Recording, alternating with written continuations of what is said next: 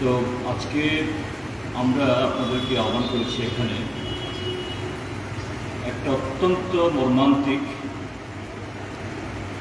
তার সাথে একটা জঘন্য অমানবিক ঘটনা।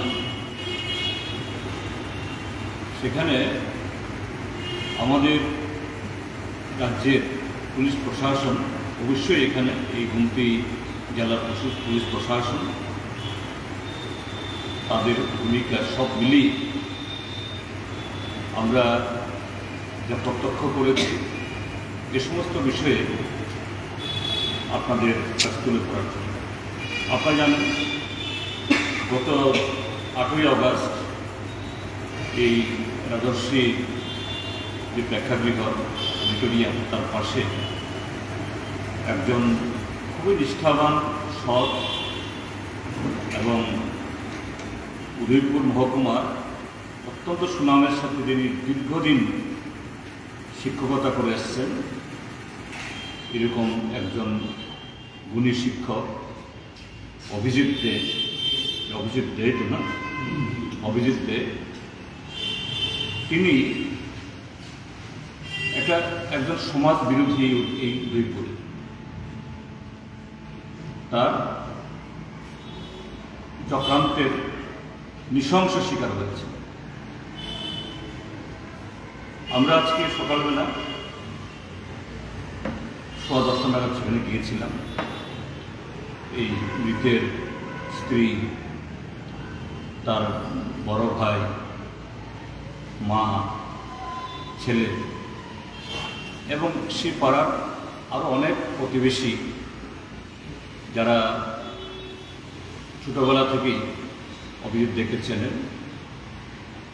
এই ঘটনার সম্পর্কে, তারা সবটাই প্রায় চোখের সঙ্গে দেখেছেন এবং যাদের হাতে এই চক্রান্তের শিকার হয়েছে তাদেরকেও চেনেন। আমরা তাদের মুখ থেকে এই ঘটনার বর্ণনা আমরা শুনেছি। গত 8 তারিখে সন্ধ্যা 7টায় অভিজিৎ দেকে বাজার থেকে এই ধরে নেওয়া হয় এই শঙ্কর কর্মকারের বাড়িতে, এবং সেখানে আগে থেকে অনেক লোক মোতায়েন ছিল। তাকে নৃশংসভাবে পেটানো হয়। তারপর কিছুক্ষণ বাদে এই অভিজিৎদের স্ত্রীকে খবর দিয়ে নেওয়া হয় এবং আবারও সেখানে এই তার স্ত্রীর সামনে আবার পেটানো হয় এবং সেখানেই তিনি অচেতন হয়ে পড়ে যান। তারপরেও এরা তাদের আক্রমণ হাতে রেহাই পায়।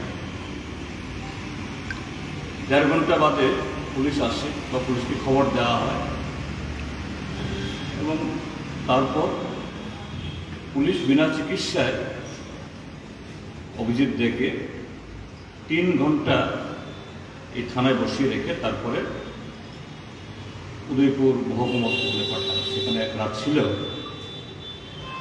কিন্তু দুর্ভাগ্যের এত মারাত্মকভাবে এই তিনি আক্রমণের শিকার, প্রায় মুমূর্ষ।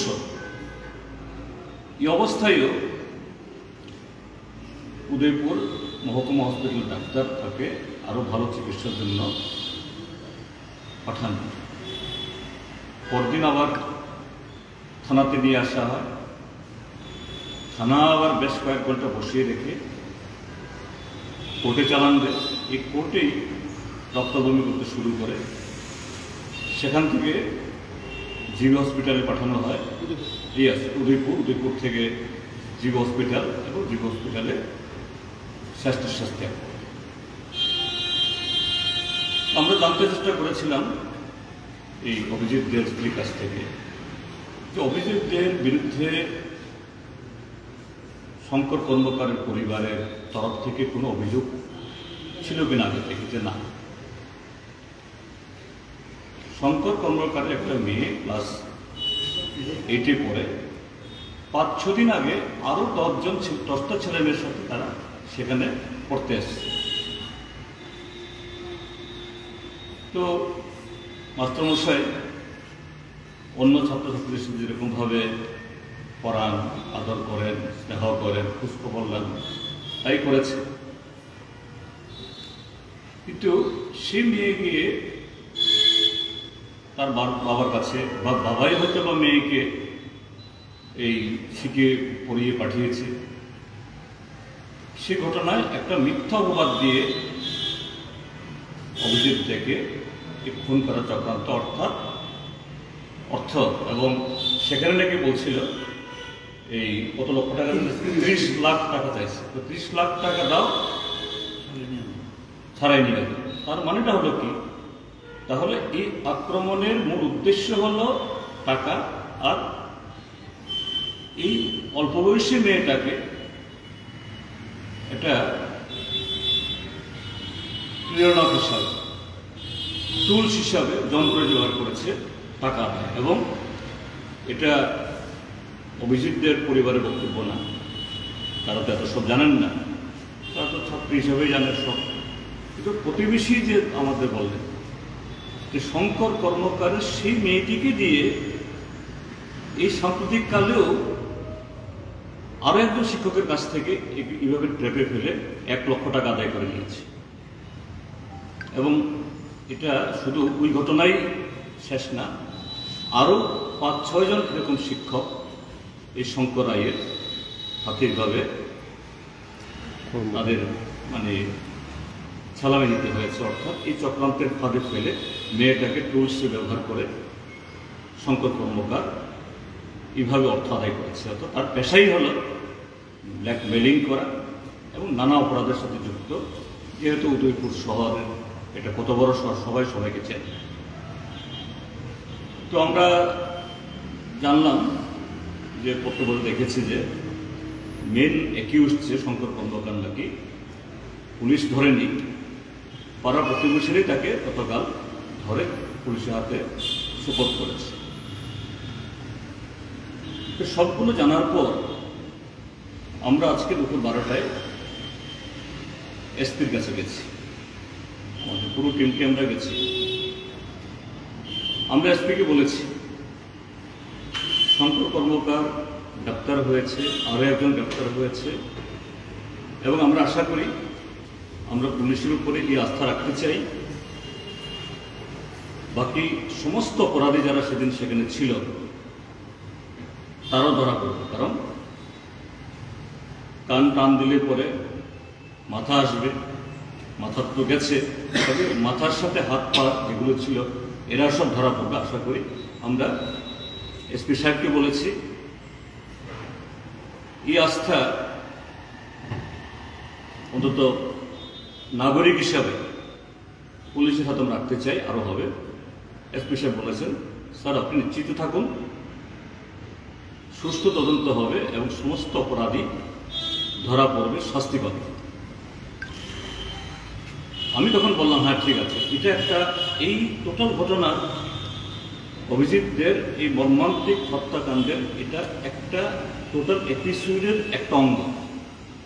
শঙ্কর কর্মকার এবং তার সাথে যারা যুক্ত অন্যান্য সমাজবন্ধী, এটা একটা, কিন্তু এর সাথে আরও একটা অপরাধ আরও জঘন্য,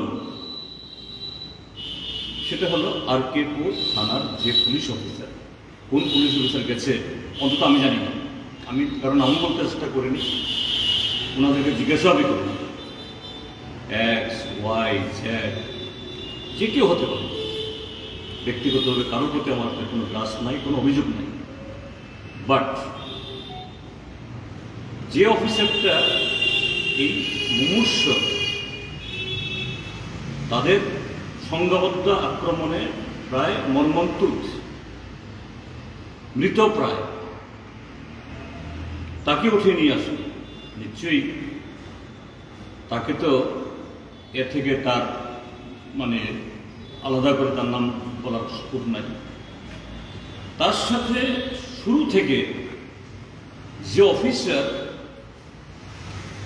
শঙ্কর কর্মকারের এই ষড়যন্ত্রমূলক তাদের যে অভিযোগ, এই অভিযোগের ভিত্তিতে অভিজিৎ ডেকে ধরে এনেছে, যেগুলো একটা অফিসার তো ছিল X বা Y,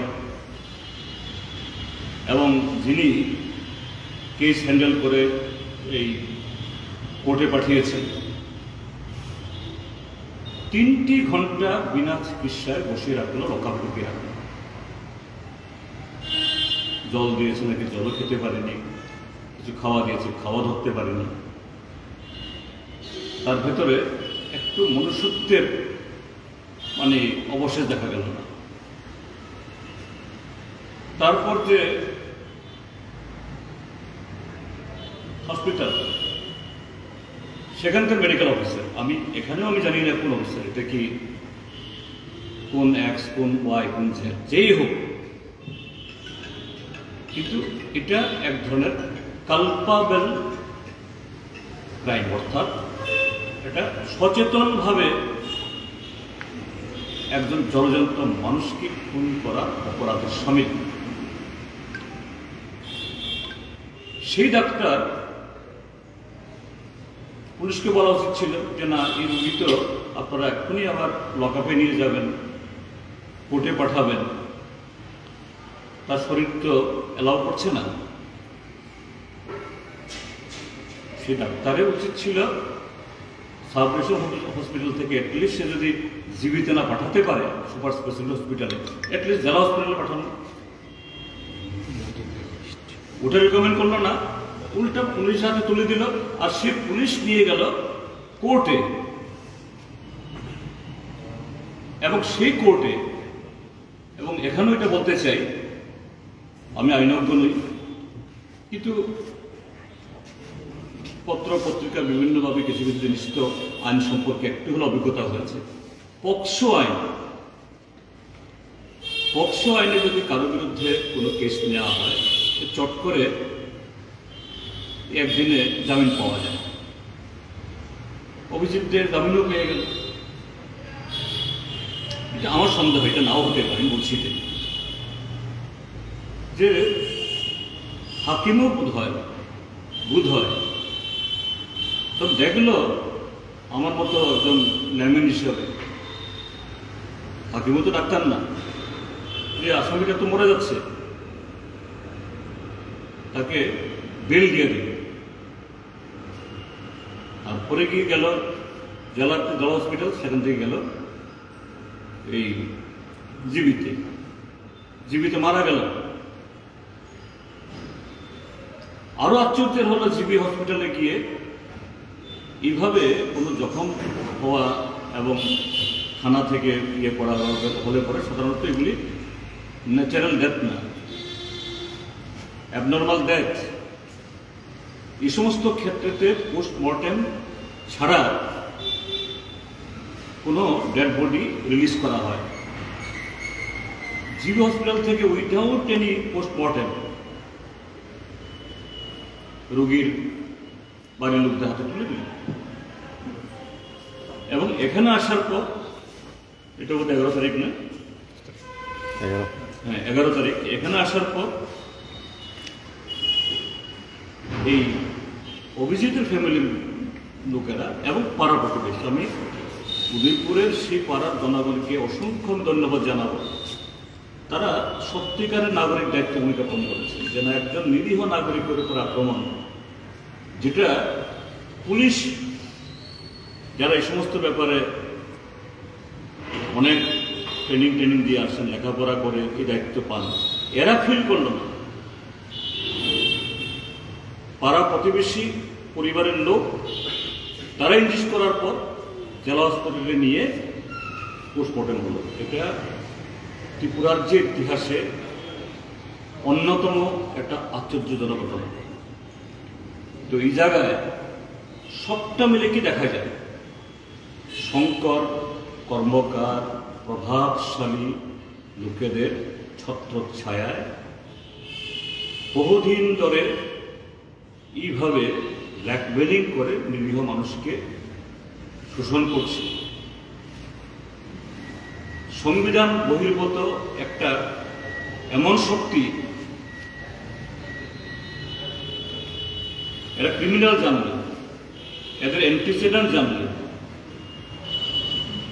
এদের হাতেই পুলিশ চলে, এদের হাতে পুলিশ উদ্বস করে, এবং এই ঘটনা সমস্ত মাত্রা ছাড়িয়ে একটা জঘন্যতম একটা নজির তৈরি করবে। তো আমাদের যেটা দাবি, আমরা এসপিকে বলে এসছি, যখন এসপিকে বললাম ঘটনাগুলি, এক্ষুনি তুমি কি অ্যাকশন নেবে, কি করবে বলতে হবে না, তাকে বলেছেন তুমি আমার কথা শুনো, ইউ লিসেন মি। এসপিও আমার কথা শুনে নিজের থেকে বলতে বাধ্য হয়েছে, স্যার ইয়েস, যে এখানে পুলিশের তরফ থেকে যে ধরনের ভূমিকা নেওয়া উচিত ছিল হয়নি, আমরা এই ব্যাপারে প্রপারলি আমরা দেখি। তো আমি আশা করব, যদিও কেসটা একটাই, একজন লোকে খুন হয়েছে, সেখানে শঙ্কর কর্মকার এবং তার সাকরেতদের তাদের অপরাধ এক ধরনের, আর তার সাথে পুলিশ তার কর্তব্য অবহেলা এবং তার কর্তব্য অবহেলার কারণে একটা জলজন্ত মানুষের প্রাণ চলে যায়। তাদেরও যে ডিপার্টমেন্টাল যে নিয়মে পুলিশের আইনে এরকম কর্তব্যের গাফিলতি এবং এই গাফিলতির কারণে যেরকম একটা জীবন নিভে গেল, এসপি সাহেবকে আমরা বলেছি বারবার, এসপি সাহেব বলেছেন স্যার আমরা নিশ্চিত থাকুন, সব দিক দেখে যা করার আমরা করব। তো আমরা আশা করি যে এই কথাটাই আপনাদেরকে জানানো দরকার। যদিও কয়েকটা ফ্ল্যাশ সেখানে ছিল তখন উপস্থিত, তারাও রেকর্ড করেছেন, তারাও শুনেছেন আমরা কি বলেছি, এসপি কি বলেছে। তারপরও আবার আনুষ্ঠানিকভাবে বললাম যে এই ঘটনা শুধু একটা লোকের খুন না, যে সমাজ বিরোধীরা প্রভাবশালীদের প্রশ্রয়ে কিভাবে গোটা সমাজটাকে কলুষিত করছে, খুন করছে, এর বিরুদ্ধে যদি সোচ্চার না হওয়া যায় তাহলে আগামী দিন আরও অভিজিতের অকাল মৃত্যু হবে, আরও পরিবার ধ্বংস হবে। এর বিরুদ্ধে প্রশাসন, পুলিশ যেমন ভূমিকা তাদের কাছ থেকে আমরা চাই, উদয়পুরের নাগরিক সমাজ প্রাথমিকভাবে ভালো ভূমিকা নিয়েছেন আপনারা, এখানকার নাগরিক সমাজ আগামী দিনেও তাদের এই ভূমিকা আরও প্রয়োজন অনুসারে আরও মানে আরও যা প্রয়োজন আরও তেজি এই ভূমিকা আমরা দেখব, এটা আমরা এটাই মোটামুটি আমার।